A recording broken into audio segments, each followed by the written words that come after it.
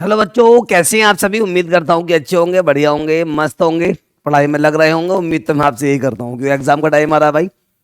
इससे ज़्यादा तुमसे क्या ही उम्मीद लगाए। आइएगा मेरे प्यारे बच्चों। और बेटा, जैसे कि एग्जाम पास आ रहे हैं, आप नहीं पढ़ोगे तो कब पढ़ोगे, बुढ़ापे में पढ़ोगे भाई। चलिए, पी वाई क्वेश्चन ने क्या कहा आप समझ लीजिएगा बेटा। हमारे पी वाई के क्वेश्चन कहते हैं इंपॉर्टेंट क्वेश्चन निकालें। ओके। और उम्मीद ये करता हूँ कि जो क्वेश्चन निकालें पीवाईक्यू में भी वो क्वेश्चन है जो इस बार भी आने के चांसेस रखते हैं। ओके, जो बहुत बार आ गए हैं या बहुत बार आने के बाद उन्होंने 1 साल 2 साल गैप भी लगा दिया, पीछे वो कंटिन्यू आ रहे थे, तो उम्मीद लगती है, चांस लग रहा है कि इस बार वो आ जाए। चलिएगा तो मेरे प्यारे बच्चों क्वेश्चन स्टार्ट करते हैं। क्वेश्चन नंबर 1 क्या है बेटा। क्वेश्चन नंबर 1 है हमारा, hybridisation and magnetic movement of N I C O for non charge. कोई चार्ज नहीं है। कंपाउंड क्या है बेटा हमारे पास, कंपाउंड समझ लीजिएगा। कंपाउंड है हमारे पास N I C O for non charge, कोई चार्ज नहीं है। इस कंपाउंड का हमें हाइब्रिडाइजेशन और मैग्नेटिक मूवमेंट फाइंड करना है। करें मेरे प्यारे बच्चों, कैसे करेंगे देखते हैं बिल्कुल ध्यान से। हमारे पास एन आई आ गया है। देखिएगा, सबसे पहली बात तो आपको एक बात बता दें, ये कोऑर्डिनेशन कंपाउंड है। बच्चे डिस्टर्ब कहाँ हो जाते हैं, मैं कहने लगूँ इस कंपाउंड को देने के बाद कि बताओ बेटा इस कंपाउंड की ज्योमेट्री क्या होगी। तो बच्चे क्या करेंगे मालूम है, उनका सर सेंटर एटम तो डी एट वाला हो गया। सेंटर एटम कैसा होगा मेरे प्यारे बच्चों, डी एट कॉन्फिग्रेशन वाला हो गया है। ओके। और सर स्ट्रॉन्ग लिगैंड है, चार चार लिगैंड कैसे हैं बेटा, स्ट्रॉन्ग लिगैंड है। तो सर कंडीशन तो फॉलो हो रही है, स्क्वायर प्लानर की बात नहीं बेटा, स्क्वायर प्लानर नहीं है ये टेट्राहेड्रल क्यों है, समझ में आती है बात। अभी समझ लीजिएगा आप लोग कैसे होगा, देखिएगा पहले। कंपाउंड क्या गिवन करा था हम लोगों ने, देख कंपाउंड था हमारा एन आई सी ऑफ और नॉन चार्ज, कोई चार्ज नहीं है। इस कंपाउंड का हमें क्या करना है बेटा, एक तो हाइब्रिडाइजेशन बताना है इसका और मैग्नेटिक मूवमेंट बताना है, साथ में ज्योमेट्री बता दीजिएगा बेटा आप लोग। ओके आइएगा। तो हमारे पास एक एटम है, सेंटर एटम एन आई है, निकल ऐसी कैसी रखेंगे बेटा, एन आई ऐसी कैसी, ऊपर कोई चार्ज नहीं है इसलिए यहाँ पर भी कोई ऑक्सीडेशन नंबर नहीं आएगी, जीरो रहेगी यहाँ पे। एटम नंबर 28 होता है। जैसे ही कॉन्फ़िगरेशन करने का तरीका आप लोगों को बता रखा है बेटा हमने। ओके, कॉन्फ़िगरेशन को करने का कॉन्सेप्ट क्या होता है, तरीका क्या होता है, समझते हैं बिल्कुल ध्यान से। 18 ए आर शॉर्ट ट्रिक मारता हूँ बेटा। उसके बाद क्या आता, 4s2 जीरो कब होता है जब यहाँ पे कोई चार्ज होता है बेटा। 4s2 3d8 4p0 4d0। हम क्यों ले रहे हैं एक्स्ट्रा ऑर्बिटल्स, क्योंकि अभी हमें लिगेंड के इलेक्ट्रॉनों को फिल करना है मेरे बच्चों। पहले कौन सी स्टेट आ जाएगी इसके अंदर, ग्राउंड स्टेट आ गई है। ग्राउंड स्टेट में क्या करेंगे, 4s से आगे के सारे जितने भी ऑर्बिटल हैं उन्हें एनर्जी के बिहार पर पुट अप कर लेंगे। तो मेरे प्यारे बच्चों पहले 3 आता, 4 बाद में, तो 3 यहाँ पे आ गया, 3d8 हो गया, 4s2 हो गया, 4p0 हो गया और 4d क्या होगा हमारे पास, 0 हो गया। क्लियर है प्यारे बच्चों। यू नो डी सबसेल में जो ऑर्बिटल होते हैं बेटा 1 2 3 4 5 होते हैं। एस सब सेल में जो ऑर्बिटल होता है वो 1 होता है, पी सब सेल में ऑर्बिटल 3 होते हैं, डी सब सेल में जो ऑर्बिटल होते हैं 1 2 3 4 5 होते हैं। अच्छी तरह आपको पता है बेटा। फाइनल है 8 इलेक्ट्रॉन फिल कर दो, 1 2 3 4 5 6 7 8 इलेक्ट्रॉन फिल कर दिए।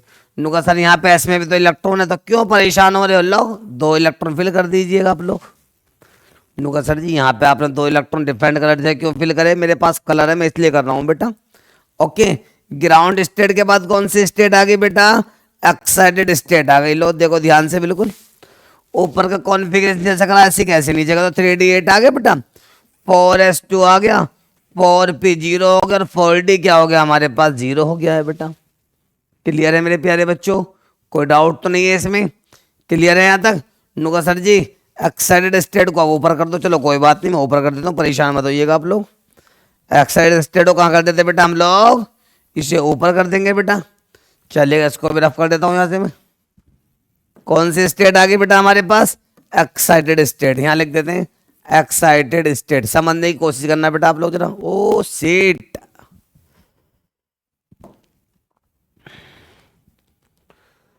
लाइन खींच दी हमने। ऊपर कौन सी स्टेट आ गई बेटा, एक्साइटेड स्टेट, हटाइएगा इसको और ऊपर कर दो, एक्साइटेड स्टेट आ गई। बिल्कुल ध्यान से आपको देखना है। होगा क्या मेरे प्यारे बच्चों, जो कॉन्फ़िगरेशन आपने ग्राउंड स्टेट में करा बिल्कुल सिमिलर कहाँ करेंगे, एक्साइटेड स्टेट में करेंगे। अब जाकर 3d8 आ गया, 4s2 आ गया, 4p 0 है और 4d क्या है बच्चों, 0 हो गया है। समझने की कोशिश करें आप लोग। डी सब सेल में कितने ऑर्बिटल होते हैं पता है आपको, 5 1 2 3 4 5 हो गया। एस सब सेल में ऑर्बिटल कितने होते हैं, 1 हो गया। पी सब सेल में ऑर्बिटल कितने होते हैं, 3 हो गए बेटा।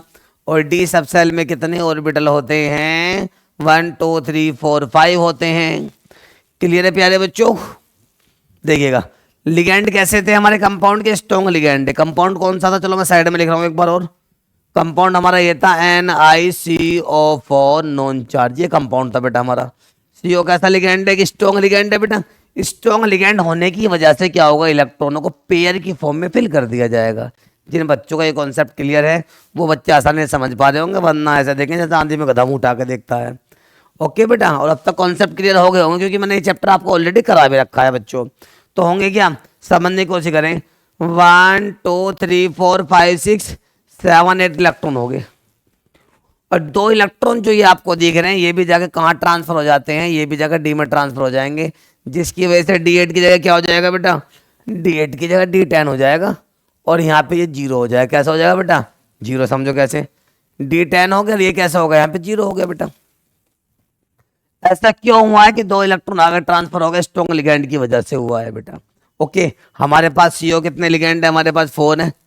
समझने की कोशिश करें, हमारे पास 1 लिगेंड 2 3 4 आ गया, 1 CO यहाँ पे आ गया, सेकंड CO यहाँ पे आ गया, थर्ड CO यहाँ पे आ गया, 4 CO यहाँ पे। समझो मेरे प्यारे बच्चों, समझ लो।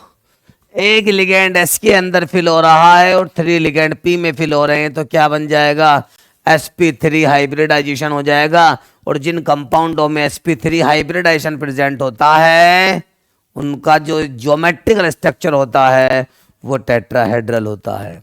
क्योंकि स्क्वायर प्लेनर के लिए क्या होना चाहिए, DsP2 होना चाहिए। यहाँ पे sp3 आ रहा है तो इसकी ज्योमेट्री कैसी होगी, डेल्टा T का मतलब टेट्राहेड्रल होगा। ओके, अभी इसका मैग्नेटिक मोमेंट और निकालना, फाइंड करना। मैग्नेटिक मोमेंट कैसे फाइंड करेंगे, देखो ध्यान से बेटा। एक्साइटेड स्टेट में जैसे भी गए तो चेक करो डी के पास अनपेयर इलेक्ट्रॉन कितने हैं। यहाँ पे एक भी अनपेयर इलेक्ट्रॉन नहीं है बेटा, तो अनपेयर इलेक्ट्रॉन एक भी नहीं होता। N=2 कितना हो जाएगा बच्चों, 0। N=0 तो मैग्नेटिक मोमेंट कैसे फाइंड करेंगे, मैग्नेटिक मोमेंट होता म्यू एम इक्वल क्या होता है बेटा, अंडर में n×n+2 होता है। यूनिट इसकी BM होती, क्या होती है बच्चों, BM होती है यूनिट इसकी। यूनिट क्या दे रहा है, पीछे हो जा भाई, हटे, अरे मान जा येलो, हट जा भाई। ओके, N=2 क्या होता है, नंबर ऑफ अनपेयर इलेक्ट्रॉन होते हैं। अनपेयर इलेक्ट्रॉन कितने हैं हमारे पास, यहाँ पे 0 होता है। इनकी वैल्यू पुट अप कर दीजिए, करें आइएगा 0।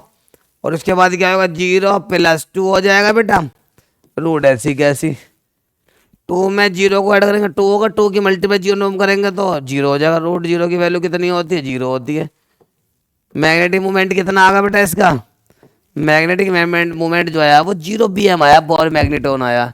अब आपको ये और बताना कि ये बताइएगा पैरा मैग्नेटिक है या डाया मैग्नेटिक है। मेरे प्यारे बच्चों, जहाँ पर अनपेयर इलेक्ट्रॉन प्रेजेंट होते हैं, अनपेयर इलेक्ट्रॉन प्रेजेंट होते हैं, अनपेयर इलेक्ट्रॉन प्रेजेंट होते हैं, वो पैरा मैग्नेटिक है। और जहाँ अनपेयर इलेक्ट्रॉन प्रेजेंट नहीं होते एक्साइटेड स्टेट में, वो डाया मैग्नेटिक होता है। यहाँ पे अनपेयर इलेक्ट्रॉन प्रेजेंट नहीं है तो इसका मतलब इन नेचर कैसा है, इसका डाया मैग्नेटिक है। क्लियर है प्यारे बच्चों। एक PYQ ये क्वेश्चन बहुत ज़्यादा इंपॉर्टेंट था, करा दिया आपको, उम्मीद है कि समझ में आ गया होगा।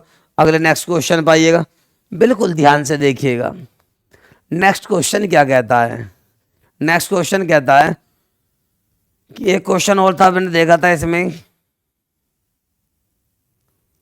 एक कंपाउंड और दिया हुआ था इसमें, CrNH3 का होल 6 3 पॉजिटिव, हाँ 3 पॉजिटिव था। आइएगा मेरे प्यारे बच्चों, CrNH3 का होल 6 3 पॉजिटिव में आपको हाइब्रिडाइजेशन और मैग्नेटिक मोमेंट फाइंड करना है। क्रोमियम है हमारे पास, NH3 का होल 6 है, 3 पॉजिटिव है, स्ट्रॉन्ग लिगेंड भी है। ओके, समझ लो ध्यान से प्यारे प्यारे बच्चों कैसे होएगा। आ जाओ देखो ध्यान से। फर्स्ट ऑफ ऑल क्या करेंगे इसमें हम लोग ऑक्सीडेशन नंबर फाइंड करेंगे। कैसे करेंगे देखो ध्यान से। ऑक्सीडेशन नंबर फाइंड होता है सेंटर एटम। कैसे फाइंड होगा आइएगा। जिसका फाइंड करेंगे उसे एक्स मान लेंगे। नेक्स्ट एटम मॉलिक्यूल 5 + NH3 का ऑक्सीडेशन नंबर 0 होता है। इनटू कितना आएगा 6 इजुगल टू कितना आएगा प्लस का 3 आएगा। आप कहेंगे सर NH3 का ऑक्सीडेशन नंबर 0 कैसे होता है, मैं प्रूफ करके दिखाइएगा। नो प्रॉब्लम आइएगा। एन का ऑक्सीडेशन नंबर कितना होता है -3 होता है बेटा। नेक्स्ट एटम पर गए प्लस H का +1 होता है। 3H है तो प्लस का 3 आ गया, कैंसिल करा 0 हो गया। क्लियर है बेटा। तो यहाँ देखो ध्यान से। अब यहाँ पे क्या होगा देखो, पहले इसको रफ कर दे थोड़ा। आ जाओ भाई। x प्लस मल्टीप्लाई 0 हम करेंगे 0 जुगल टू कितना आएगा प्लस का 3, तो x जुगल टू कितना आएगा प्लस का 3। x हमने किसको माना CR को। ऑक्सीडेशन नंबर कितनी आ गई बेटा प्लस के 3 आ गई है। ऑक्सीडेशन नंबर कितनी आ गई बेटा इसकी प्लस के 3। तो CR के ऊपर अब चार्ज कौन सा शो करेंगे आप 3+ या +3 करेंगे। एटॉमिक नंबर 24 होता है। कितना होता है 24। जैसे कि आपको पता है क्रोमियम एटम की the exceptional case in the electronic configuration.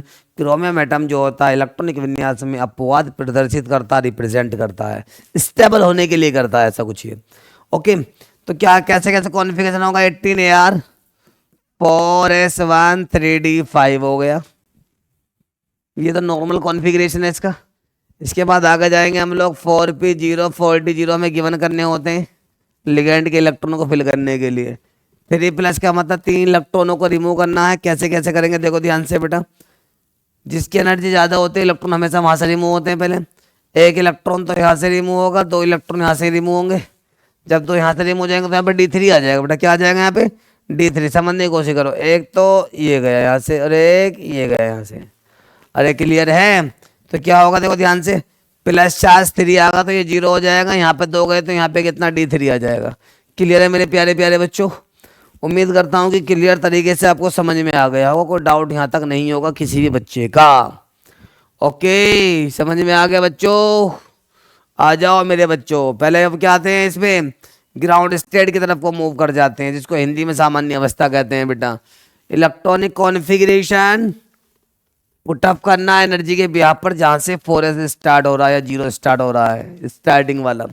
Okay तो यहाँ पे क्या आ गया भाई 3D3 आ गया। नो सर आपको 3 क्यों ले रहे हैं बार बार पहले, क्योंकि बेटा 3 की एनर्जी जो होती है 4 से कम होती है।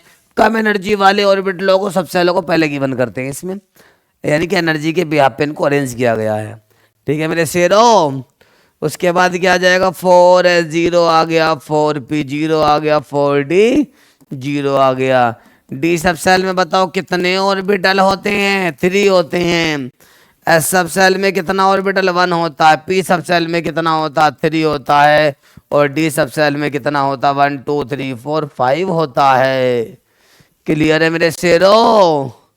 शेर शेर ही होता है 1 2 3 जो रात को जागता है और अपने किताबों के साथ शिकार करता है। ओके चलिएगा 3 इलेक्ट्रॉन यहाँ फिल हो गए हैं। ओके बिल्कुल ध्यान से देखना। अब आप लोग मौज मस्ती में अब ये आ गए खाली रह गए हैं। कुछ बच्चे ग्राउंड स्टेट में लगेंड के इलेक्ट्रॉनों को भरते थे, वो गलत होता है बेटा। ग्राउंड स्टेट के बाद कौन सी स्टेट आ गई प्यारे बच्चों एक्साइटेड स्टेट आ गई है। कॉन्फ़िगरेशन ऐसी कैसी कर दीजिएगा 3D3 आ गया है, 4S0 हो गया, 4P0 हो गया और 4D0 हो गया है। क्लियर है बच्चों। डी सब सेल में कितने ऑर्बिटल थे सांबा, कितने आदमी थे रे। नुके जी सरदार 5 थे। तो 5 करो 1 2 3 4 5 ऑर्बिटल यहाँ पे हो गए हैं। एस सब सेल में कितना ऑर्बिटल होता है बच्चों 1 होता है। पी सब सेल में 3 ऑर्बिटल होता है। डी सब सेल में 5 होता है। 1 2 3 4 5 ऑर्बिटल हो गया है। क्लियर है प्यारे प्यारे बच्चों। अब आप ये कहेंगे सर यहाँ पे तो स्ट्रॉन्ग लिगेंड आ, क्या हम इनको पेयर कर सकते हैं? नहीं बेटा पेयर नहीं करेंगे यहाँ पे। नो सर ऐसा क्यों है? क्योंकि बेटा हमें एक टॉपिक हमने पढ़ा है inner orbital complex and outer orbital complex. हमें ओनली डी के 2 ऑर्बिटल की रिक्वायरमेंट होती है जो हमारे ऑलरेडी कैसे हैं खाली पड़े हुए हैं, जिसकी वजह से 1 2 3 इलेक्ट्रॉन ऐसी कैसे आ जाएंगे यहाँ पे। ओके NH3 कितने हैं हमारे पास 6 है। लिगेंड के लिए 2 ऑर्बिटल हमारे पास खाली पड़े 2 हैं बेटा। अरे क्लियर है? डिफरेंट कलर से शो करना चाहते हैं, लो भाई लो, बिल्कुल ध्यान से देखिएगा। यानी कि एक तो सी हो जाएगा, यानी NH3 यहाँ पे अटैच हो गया, नेक्स्ट यहाँ पे गया NH3, second, third, fourth, fifth और सिक्स, NH3 आ गया, NH3 आ गया, यहाँ पे NH3 आ गया, और क्या आ गया बेटा हमारे पास, NH3 आ गया। फाइनल है प्यारे बच्चों, 1 2 3 4 5 6 NH3 आ गए हैं। तो बेटा क्या होगा समझो ध्यान से, दो लिगेंड डी में गए हैं तो D2 हो गया है, एक S में गया तो S हो गया, 3 P में गए तो P3 हो गया। क्या बन गया? D2sp3 हाइब्रिडाइजेशन बन गया बेटा। क्लियर है बेटा? ओके। अनपे इलेक्ट्रॉन कितने हैं यहाँ पे? Unpaired electron small n equal to कितने हैं बेटा हमारे पास? Small n equal to 3 electron बचे हुए हैं। कितने अनपेयर है हमारे पास? 3 इलेक्ट्रॉन अनपेयर में अभी हमारे पास बचे हुए हैं प्यारे बच्चों। अरे क्लियर, अनपेयर इलेक्ट्रॉन कितने हो गए हमारे पास? 3 है, तो इसका मतलब नेचर तो पैरामैग्नेटिक हो गया है, अनपेयर इलेक्ट्रॉन है यहाँ पर। अब इसका बात करते हैं मैग्नेटिक मोमेंट को लेकर। एन की वैल्यू कितनी आ गई? 3 आ गई है। मैग्नेटिक मोमेंट का फॉर्मूला होता है mu M equal to under में एन इंटू एन प्लस 2 होता है बेटा। और यूनिट क्या होती है इसकी? बीएम होती है। क्या होती है बच्चों?